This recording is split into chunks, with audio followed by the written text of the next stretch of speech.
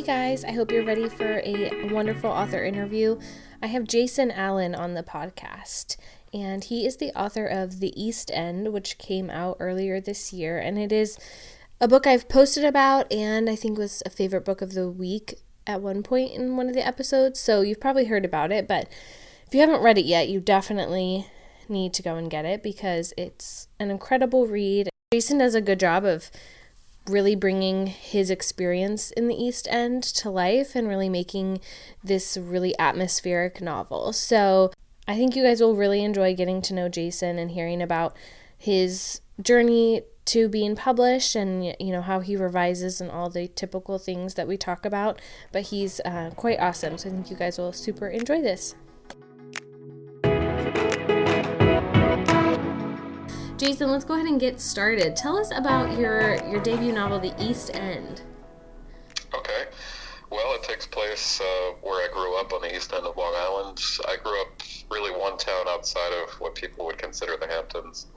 And my mom actually was a single mom who worked as a caretaker / housekeeper for an estate in Southampton. And the homeowners, they were technically worth about $1 billion, I guess, at the time. Jeez. Which was in the late 80s going into the 90s, so there weren't too many people that could say that even. And I got to see how, just what that place looked like when I was a kid. We would go there once in a while when she was working, but the people weren't out. And then when I was 19, I had a chance to actually work there for a summer. So I wanted to set this novel in a setting that was basically where my mom worked, but the entire plot is fictional. So it follows three main points of view. One is a teenager named Corey who breaks into mansions just for the thrill. He's a working class kid who really resents the rich, especially the people his mom works for. And then his mother is another point of view character, and she's hitting bottom with alcohol and pills, so that's a big part of her story. And then there's the billionaire's point of view. And I wanted to figure out how I would care about this guy, so we might end up talking about him a lot more later, but basically he's been in the closet his whole life, and he's married to his wife, who he's been with for over 30 years, and they've grown kids. The novel's tension really comes when someone dies on the property, and then it's just about to be Memorial Day weekend when all these guests are going to be at the estate. I think you did a good job making the readers still care about the billionaire character, even though I've been really glad to hear that. Yeah, it's important to me that no matter who the character is and something that I work on, that I try to understand them as deeply as possible and understand that everybody has conflicts and struggles, and he was a person that I could have written off maybe easier than most. Yeah. And it was really satisfying to find that I really cared about him. At a certain point, I think he became one of the most interesting aspects of the book to me because I have the working class background, but not the background that he had. The billionaire. Mm-hmm. Yep. No, I really enjoyed the East End. I didn't know that,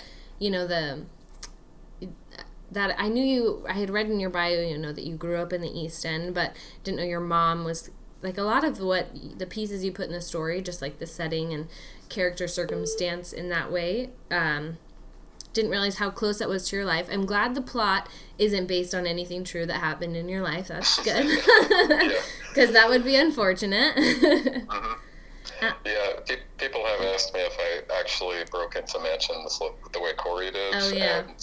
And I didn't, but I will admit, though, when I was around his age, or maybe a bit older into my 20s, like when I cleaned pools for rich people, a lot of times people weren't home, and it was just one of these realizations that if someone wanted to break into these mansions, they could probably get away with it fairly easy because they're in remote locations, and I mean, by the time somebody showed up, I would imagine that if someone wanted to just break in and be there for 10 minutes, they would be gone way before anybody would show up. Oh, so for sure. That part really intrigued me anyway. Yeah, there's another novel I read. It's called The Burglar. I would have to look up to find that who wrote it, but it's similar. It's about a girl who breaks into rich people's houses. Sometimes it's their like second home and stuff, but it's about that same thing, and it's very interesting because she has it timed pretty well on when she needs to leave. So there people can do it if they want to. Yeah. So let's talk a little bit about your journey to getting The East End published. How did that progress for you?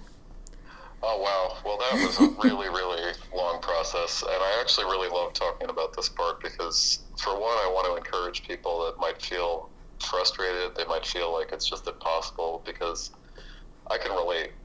It took me roughly 6 years to sign with an agent after I started querying from the first time. And that goes back to my first attempt at a novel, which was a different manuscript, and then a memoir manuscript, and then finally The East End, which was called something else at the time. And I really think that the whole process, being as long and challenging as it was, has made me appreciate everything now a lot more than I would have.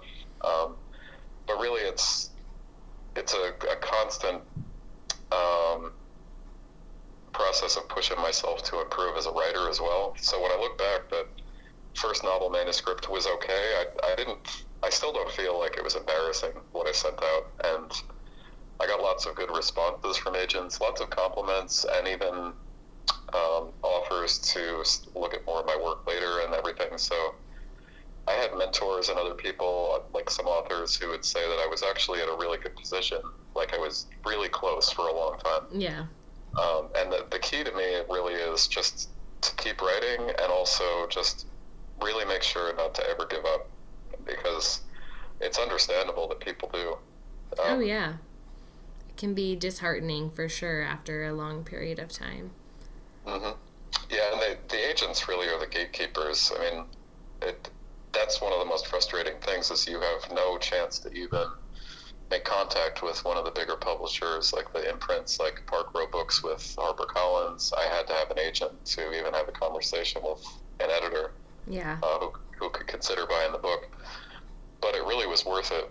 I feel like the temptation might be sometimes to either go with a much smaller press, but then I was always really concerned about whether or not people would even know about the book that way.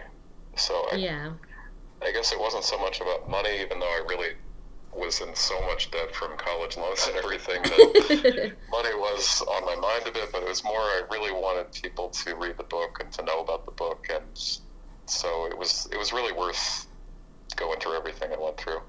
I think that's definitely good for writers to remember who maybe are deep in the query trenches a couple years in and, don't feel like anything's ever going to happen. But I think the one thing I've learned from all the authors I've talked to, is that you need to have patience, which I think is something a lot of us struggle with in our instant gratification world. And I have terrible patience. It's like the one thing I constantly have to work on. But it's, I'm realizing more and more that you just keep writing because we love it, and as you write more, you get better, and you just try and wait it out, and it'll happen when it's supposed to, if that's what's in your journey. That can be a hard pill to swallow at times, but I'm trying to be more patient. Oh, yeah, I agree with everything you said. I think you really need to be stubborn beyond most people. Yes. And obsessive about it. Oh, for sure. Don't give up right away. Yeah. A few things I would suggest, though, to somebody who's maybe early in the query process is to really research agents to the point where you feel like your work is a really great fit for what they seem to be looking for. And the mistake I made early on was that I was querying some of the huge agents, the ones that have clients that make them tons of money. And right. I found over time I got a lot more responses when I started to look through the ones that would be a good fit for literary fiction or literary fiction with a thriller edge to it, who were also kind of early on in their careers. So Poets and Writers has a really great database for agents, and then you can research all those agents and their agencies, and then click on all the other agents at the agency. And in a way, it became almost like a fun project when I wasn't so down about not having an agent yet. I actually really kind of liked the process. Yeah, I think that is something, I think a lot of people dislike querying because of all the many facets of it. But I think if you do take time to research, and even though that lengthens the process, I've heard from agents that they like when an author just gives a little bit, alludes to the fact that they've done their research and have paid attention to something they've said or their clients or what they like. So while that adds to the process a lot more, I think it is definitely beneficial. So besides that, do you have any other tips that you would say, like top tips for writers who are querying, or would it just be that one? Well, all of that is really important during the process, but also, I guess, when you mentioned patience, one of the things that is easier to see in hindsight is that I probably was a little bit too quick to query on the first novel and also the memoir manuscript that I had, which, both of which I'm actually going back to overhaul, and I know they're going to be 100 times better of a book, this time around. But part of that is just from writing for all these years since. And also the process of working with my agent and an editor on the East End, it's kind of like this rapid improvement period, like it's just that editorial back and forth. Yeah. So try to be patient about even when you start the query process. I understand that it's hard if you've already worked on a book, say, for 2 or 3 years and you want to believe that it's finished. Sometimes it's just a good idea to put it away for a month or so, or to run it by a few readers that are going to be really honest with you, and try to take the time necessary during the revision process so that when you send it out, you're not so much anxious as excited that somebody's going to get to read this. And I think 2 or 3 years feels like a long time, and that break in between is so helpful. I have a book out with beta readers right now, and it's a book that I spent like 2.5 years writing, and I'm just too close to it. I'm blind to all the imperfections of it, and so I got some feedback back, and it was like perfect, exactly what the things I knew in my head that I needed to look at and make stronger, but it's good to have somebody else say it instead of you.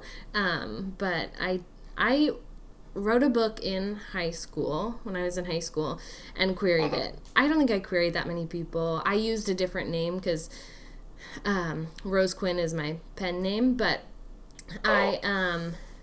so it's not like anybody would know that those terrible queries were me.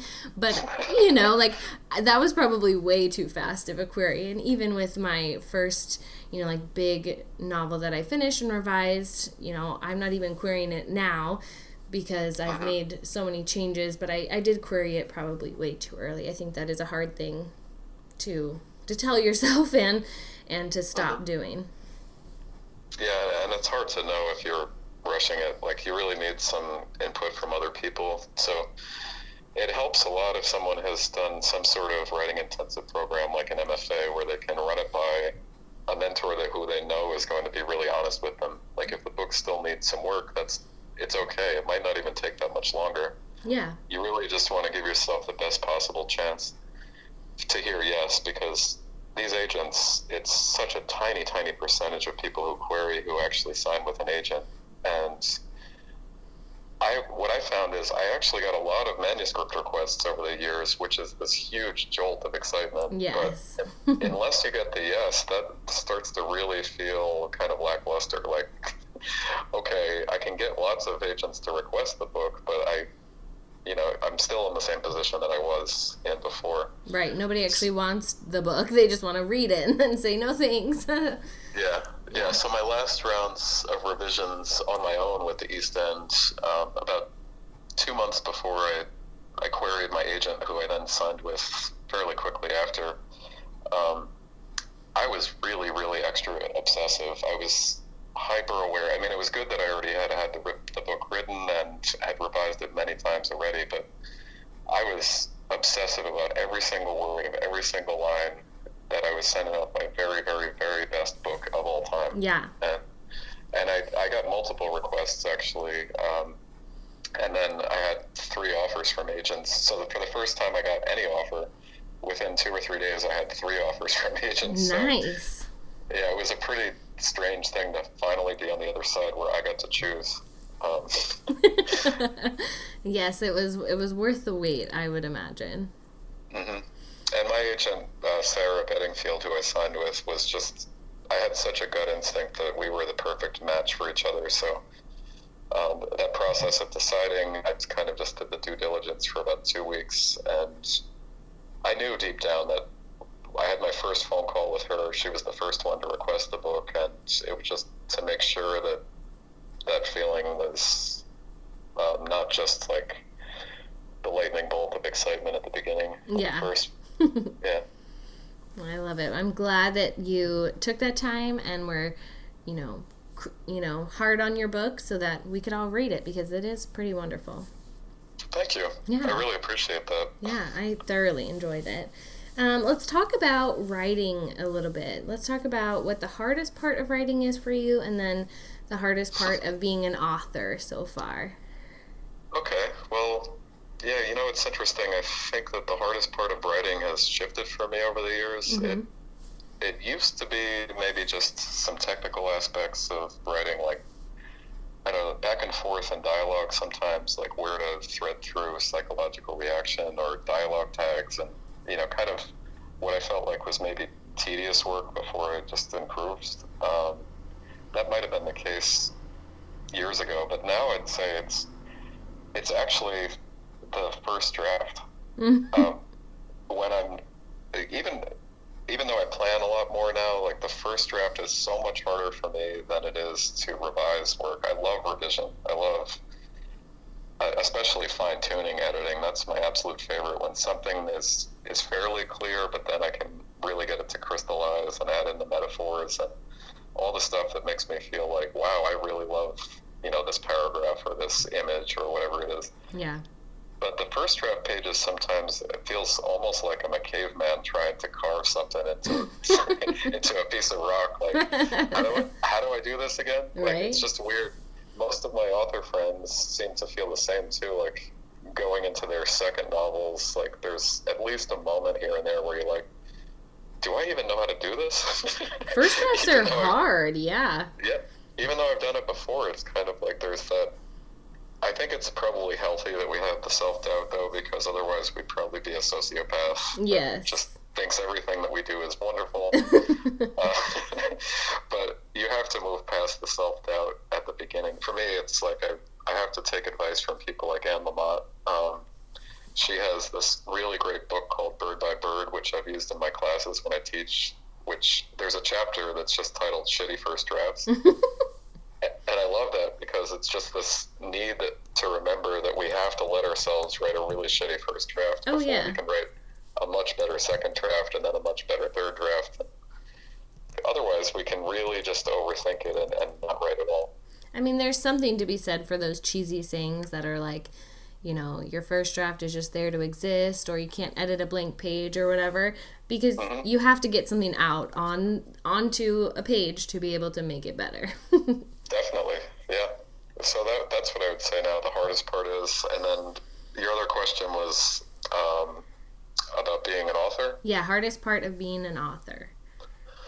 Well, I guess I kind of anticipated it, but until I went through it, I didn't really know what it would feel like to just get reviews from all different random directions. Yes. And for the most part, I've had like just amazing, really, really kind, warm, complimentary responses from people. Some of them that I know, but a lot of people that I don't know have just reached out to me from all different avenues on social media to say that they love the book, and that really is amazing. But there is also the percentage of people that just really can be harsh on Goodreads or Amazon reviews. And I think the hardest part was actually before the East End came out. Amazon only allows certain people to review books before that release date, so they're called Amazon Vine reviewers. And so there was maybe 6 or 7 reviews total for the 2 months leading up to the book release. Oh, wow. And the first time I saw a really, really harsh review, one of them was there, and I was like, oh, it just really hurt. I bet. So, yeah, I think that's what everybody goes through, especially debut authors, is, the first time through this process. I have plenty of debut author friends like whose books were coming out within the same few months, and we've all kind of supported one another to just reminders that like we shouldn't even let ourselves look at anything that's negative if we can avoid it. I mean, and really, I found that I can avoid it as long as I don't start scrolling through reviews or anything like that. Yeah.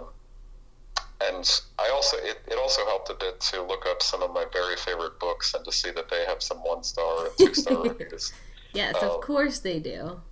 Yeah, everybody does. Yeah. So I think, though, that is the hardest part for most authors. I can't imagine that. I mean, I think maybe you get to a point where you just don't read reviews on Amazon or Goodreads anymore. Yeah, unless you know that one of your friends or whoever has just posted a 5-star review. Yes. I think it's great, actually, to read some of those. Like, if you can just limit it to the ones that are like, gushy, I love this book so much, like, maybe you need that once in a while, but just don't look at anything below 5 stars. No. And I've learned through, because I review a lot of books and on social media and on my website, you know, I don't like every single book I read. I don't usually post about those ones on my social media, though. I put them on my website, but I would never like tag an author in that because that would just ruin their day. I don't want to do that. Yeah, we're extra sensitive people. That's for sure. So yeah, it's important to take extra care of ourselves, I think, like when we're going through this process. I would imagine it's pretty much the same for the second, the third, and on and on. Like, whatever book is coming out, you're going to be extra sensitive about it. It's kind of like, this is me with, you know, like nothing in between you and me, or this is my baby. Like, Exactly. What do you think of my baby? Yeah, this is my firstborn child. Like, yeah, what are you saying? Please tell me my baby is cute. Yeah. I think my baby is cute. So let's talk about the flip sides. Now we got the hardest parts down. What is the best part of being an author and being a writer for you? Well, I guess it's pretty similar. It's like some of these really unexpected, random responses from people I don't know at all. And people who have even said things like, you know, I didn't even expect much from this book. I just happened to pick it up, or I happened to get a recommendation from someone and was like, yeah, whatever. And then they just told me they couldn't put it down. Yeah. Or I had a short book tour as well, which was really incredible.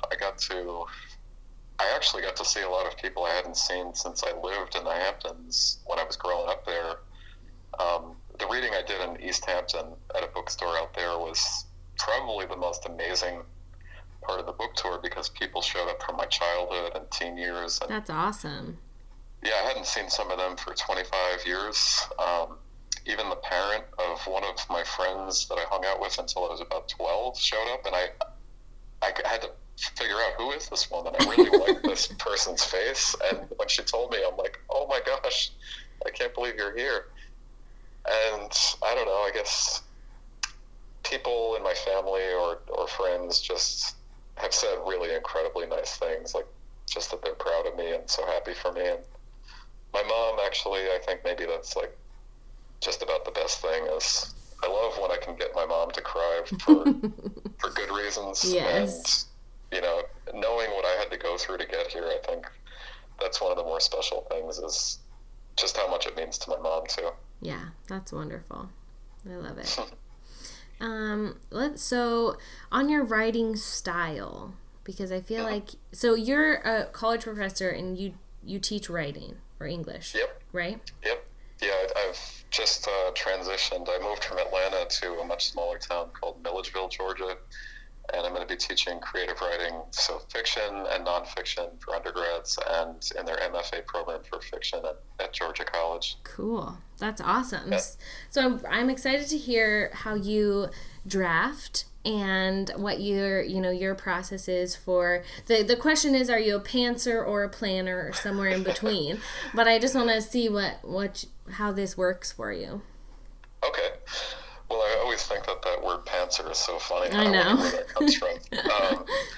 I would say that's shifted a lot over the years. I was definitely much more of a pantser, I guess, at the very beginning. When I was in my MFA program, I had one mentor named Claire Davis who kind of gave me the leeway to just start writing a novel with practically no idea where I was going to go with it. And I think that was good for me. But then I had a mentor a bit later, a guy named Brady Udall, who was much more of a planner. And so the combination of both their influences early on, I think I was somewhere in the middle. And then more recently, I found I really love the planning. I've been writing a super detailed synopsis for my second novel, and that had been an older manuscript that I scrapped most of, but I loved the characters, so I wanted to plan out just how different the plot would be. And I actually wrote out most of it as a screenplay in order to see like the scenes in place. Fun. And that was a really fun process, and one I might continue to do with future novels. So I took the screenplay and then kind of distilled that down to a really detailed synopsis, and I've been working on the actual novel pages from there. But what I found is no matter how much I plan, there's inevitably there'll be surprises, and that's the best part of the whole process for me, is when a character says something I wasn't expecting, or I learn something about them that I didn't plan. But I found that the more I plan, the less stuck I feel when I sit down to write, so that part's really freeing. I think it is, and I've kind of gone back and forth too. I used to hardcore pants.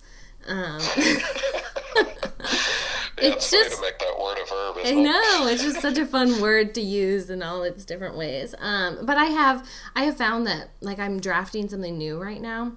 And I had just kind of like the beginnings of an idea, but I got super stuck, like 10,000 words in, and I was like, no. Okay, so I sat down and I just, plotted really where I want to go, but it was way more helpful than just trying to make it up as I went along. People do it all different ways, and like my novel that I wrote, like completely pantsed it. It turned out fine. I just had to revise it like 5 times, and then it was good, So I think planning a little bit more at the start will hopefully save me some revision time. Yeah, and when you first get to know a character, I think it's probably a great thing that you're just sort of writing to get to know who that person is. Yeah. I really kind of like to write backstories, in a sense, like a biography for the characters, to really just understand these characters as people. Like when they start to feel like a real person to me, then, the story just feels more organic. For sure. Yeah, the story I'm working on now is very much, she has a lot that happened in the last 2 years of her life before the novel starts, and so I've gone back and wrote all of what happened just so that I have a good clear idea of where she was in those moments, even though none of that will be in the book, but it's helpful. Exactly. Yeah, I was just going to say what you said, the reader doesn't necessarily need to know practically any of that, but it'll come through that they'll just trust that this is a real person, not just an attempt at writing a character. Definitely. Yeah. So let's talk about how your love of writing started. Tell us. Wow. Whoa, big question. Yeah, I have answered this question for another interview where I realized that my mom was probably a huge influence. She brought me to the library a lot, and I remember when I was about 10, maybe 9 or 10, the library had this contest for kids, how many books can you read maybe over the summer. And so I was just extra motivated to read and read and read that during that period of time. But I think that I just had a natural love of reading, and that eventually transitioned when I was in my early teens. I loved the idea of maybe writing something myself, to be able to create a world or to create these people just out of my mind that other people would believe is really, really a person or really an event or situation that's happening. So, yeah, I guess that's how it is. So we have Mom to thank for it. Yeah, for most things. Yeah, that's probably true. Yeah. I have my dad to thank for it. He's a huge reader and always... I don't ever remember a time in my life I wasn't reading. So, yeah. Yeah, same here. Yeah. I guess that's really pretty common. I would say all the people I know who write a lot, they've always had a love of reading. Yeah.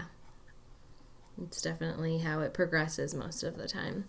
So you told me you love revision. You love revising stuff. So what does that process look like for you?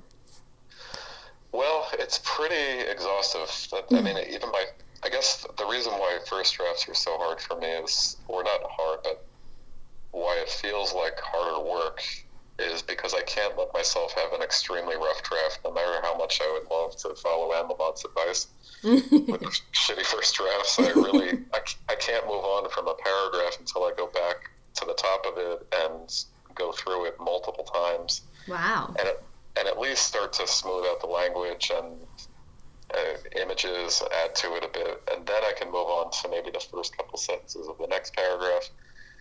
And I've met a few authors who do this, but I feel like it's just a part of me that I can't let go of. So a first draft takes me quite a while, like just to get through each page.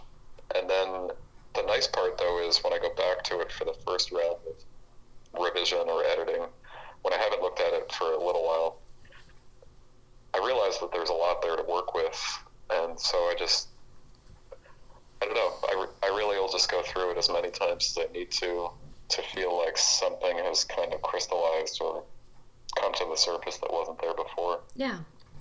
I've never done that. I've never been writing a paragraph and gone through again. Like, I feel like I would get lost. I would get stuck and never finish a first draft, probably. So I definitely do have crappy first drafts, and I'm all right with that. Well, yeah, I think in a way, like, for me to see the story at all at the beginning, it's almost like I'm really slowly watching a movie unfold, and there's kind of like the internal world is kind of like my own very, very slow layering of like the voiceover to a film that I'm watching, but it's like the slowest movie ever. You know? Hey, what I love about all of this and about, you know, the way we each get to our story's end is that we all do it very differently. We all know and figure out eventually how it works, and I love that there's no, you know, singular way it has to get done, which is pretty wonderful. Oh, I love that too. That's what I try to encourage my students to do, is to just figure out what works best for them. It might be really unorthodox, and they might actually have to question it for a while, like, is this the way that you write a book? But for you, it might be. Right. Yeah. Yeah, I love that. Well, Jason, my last question for you is one of my favorites. It is, what is your favorite book right now? This is not your favorite book of all time, just a book you've read recently that you really loved. Okay, well, there's one that I finished about a week ago that I really was blown away by, and I'm grateful that a friend of mine bought the book for me because he thought that I would love it. Or it's one that he loved, and he just thought after reading my book that it's not even that similar to The East End, but there's a lot to it that reminds me of Winter's Bone, the book by Daniel Woodrell. Yeah. That later became a movie. So this book is called Bull Mountain. And the author's name is Brian Panovich. And I had never heard about the book. I had never read anything by him before. He's since come out with a second novel, which I guess is a continuation. Ooh. With some of the same characters. But it takes place in the North Georgia mountains. And maybe because I live in Georgia, there's an aspect. I've only lived in Georgia for 2 years, but there's an aspect of it that was extra intriguing because it's people that live in rural Georgia in the mountains, and it's got tons of tension. But the characters, in my opinion, are just some of the most well-drawn characters I've read in a long time. And it spans a few generations. Basically, they're outlaws that are heavy into like the drug trades and things like that. And then there's one family member that's kind of broken away just a bit, and he's actually the sheriff in the town. Oh, wow. Yeah, he broke away just a little bit. Yeah, I mean, he's still kind of stuck in the mindset that his family raised him to be a certain way. So he's part of the law, but he's not exactly enforcing the law the way, you know, some people might think that he should. And then there's just really incredibly tense scenes that come through in this novel, but I don't feel like any of them distract from the fact that it's really character driven. Yeah. So Bull Mountain, that's the most recent book. I always want to mention, though, I reread All the Light We Cannot See by Anthony Doerr fairly recently, and that book is just gorgeous. And you wouldn't think that a book set in World War II would be gorgeous, but this one is. I've had that on my list and in my like Amazon save for later with 50 other books for a really long time. So maybe I'll have to bump it up the list because I've wanted to read it for a long time, but I was blown away by that book. Yeah, cool. The fact that it follows a little kid who's on the German side of things and a little girl who's in France who's going to be pulled in a different way as the war is coming. It's just so beautifully written. Every single sentence for over 500 pages, I just feel like is really. I feel how much work he put into that. Like I think he spent. Somebody has mentioned like maybe it was close to 10 years to fully finish that book. Maybe he published parts as standalone pieces prior to that. But wow, yeah. Talk about patience. He has it. Yeah, there's so many other books lately, though, that are by debut authors. I got lucky and got to read some ARCs of books just before they came out. Like a friend of mine, Micaiah Bay Galt, she's got a book called Goodnight Stranger, which is getting a lot of great reviews, and I'm happy for her because I really loved her novel, too. That's awesome. I love this question because there's so many books out there. We don't all get to see them, so now we get to share a little bit. I love it. Well, Jason, thank you so much for chatting with me today for the podcast. It's been a pleasure to get to know you a little bit more, and everybody go buy The East End, which is out now. Well, thanks so much, Rose. Thank you so much for listening, and as always, please share and rate and review, and if you have any questions or want to just chat, follow me on Instagram and Twitter at Rose Quinney, RoseQuinny. See you next time.